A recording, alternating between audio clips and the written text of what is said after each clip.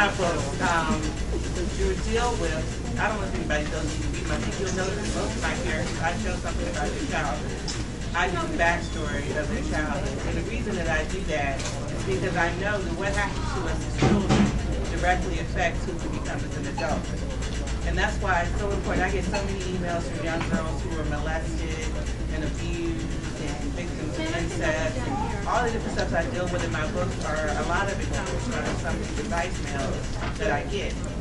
And so when Allison wrote this book, it was very important to me because, like she said, it didn't show like a 50-year-old man abducting these girls.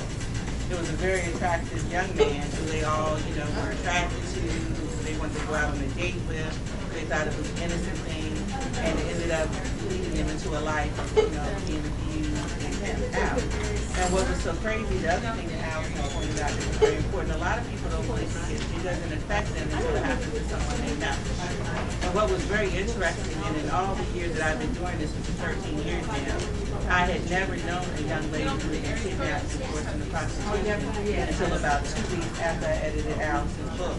And one of my best friend's 14-year-old daughters in Maryland was taken from a teenage party, and she was missing for about a week, her and some of her friends.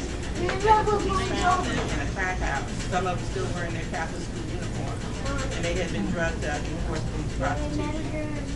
So it was crazy. And all the years, like I said, I had never personally known anyone until right after I edited this book.